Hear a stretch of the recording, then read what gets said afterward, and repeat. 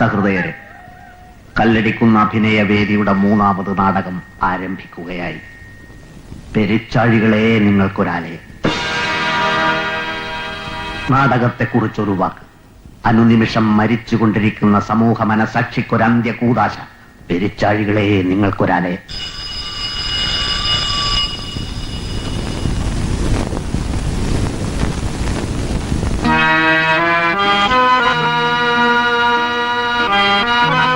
ഇവിടെ ആരുമില്ലേ? ഇവിടെ ആരുമില്ലെന്നാ ചോദിച്ചത്.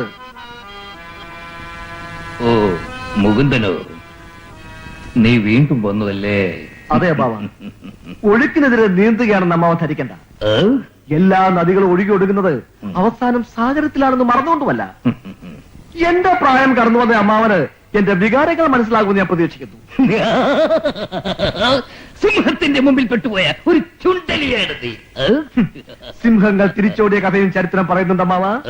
ചരിത്രത്തിന്റെ നാലിൽ കടിച്ചു തൂങ്ങിയാൽ ചക്രശ്വാസം വലിക്കേണ്ടി വരും നീ. ചക്രശ്വാസം വലിക്കേണ്ടി വന്നവരാണ് അമ്മാവ ചരിത്രത്തിലെ ചക്രവർത്തിമാർ. അങ്ങനെ ഒരു ചക്രവർത്തിക്ക് പട്ടമഹിഷിയാകാൻ ഈ തറവാട്ടിൽ പെണ്ണില്ല, പെണ്ണില്ല, പെണ്ണില്ല. അതേടോ, പെണ്ണില്ല. പെണ്ണിതേരെ വന്നിട്ടില്ല. എന്തൊക്കെ അവരോട് പറഞ്ഞ മേക്കപ്പ് റൂമിൽ കയറി പോഷൻ തട്ടിയെടുത്ത് നാടകം തുടങ്ങിയില്ലെന്ന് ഉണ്ടായിരുന്നുള്ളൂ. ഇതിപ്പോ വെറുതെ ആകെ കൊളവാക്കില്ലേ പട്ടാളം.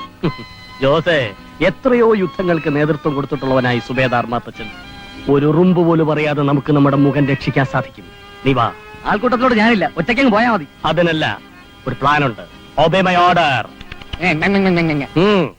മരിച്ചുച്ചിയിൽ നിൽക്കുന്ന കാരണവന്മാരെ സാക്ഷിയാക്കി ഞാൻ പറയുകയാണ്. 8 ദിക്കിലും കാവൽ നിൽക്കുന്ന പരദേവതകളെ തൊട്ടേ സത്യം ചെയ്യുകയാണ്. നാളെ സൂര്യൻ അസ്തമിക്കുമെങ്കിൽ ഈ മുല്ലക്കെട്ടറവാട്ടിലെ മന്ദാകിനിയെ മുകുന്ദ സ്വന്തമാക്കിയിരിക്കും.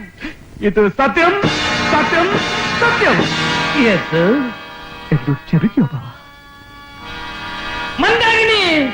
മന്ദാകിനിയുടെ തന്ത ഇവിടെ അന്തം കയറി നിൽക്കുമ്പോഴാണ് അവന്റെ മന്ദാകി ഒരു മുടി ഓലി. ബാപ്രേ, ആവോ.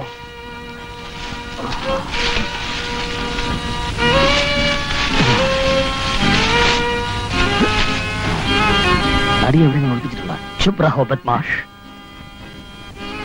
പക്കടോ. ശങ്കര, എന്താണെന്ന് നിനക്കറിയാമോ?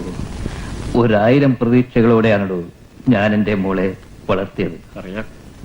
അമ്മയില്ലാത്ത എന്റെ മകൾ മന്ദാകിനിക്ക് ഞാൻ അമ്മയായിരുന്നു.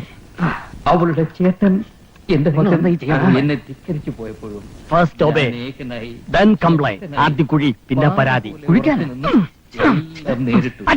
ഓക്കേ.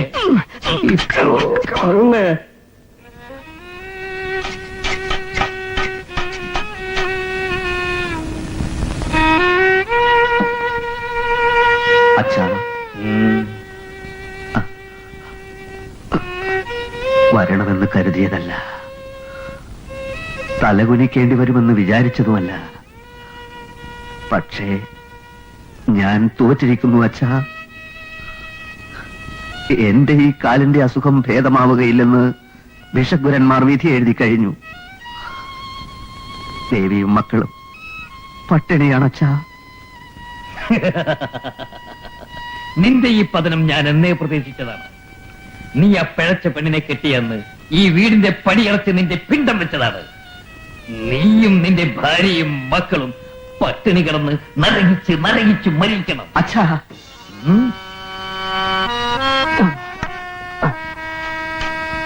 ചിരട്ട, നീ എനിക്കൊരു പ്രശ്നമേ അല്ല. എനിക്ക് കാലുകൾ മാത്രമേ നഷ്ടമായിട്ടുള്ളൂ. മനസ്സിന്റെ ശക്തി ചോർന്നു പോയിട്ടില്ല. എന്റെ പെങ്ങൾ മന്ദാകിനിയെ ഈ മുകുന്ദൻ തന്നെ കെട്ടുമച്ചാ. സാധ്യമല്ല. മന്ദാകിനി, ഇറങ്ങിപ്പോകുന്നതാണ് നല്ലത്. മന്ദാകിനി, മന്ദാകിനി, മന്ദാകിനി വിളിച്ചു. കുലുക്ക് കുലുക്ക്. മന്ദാകിനി,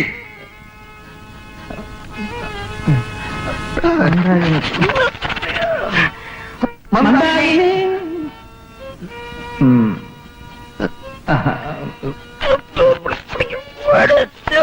മന്ദാകിനി, അതെ.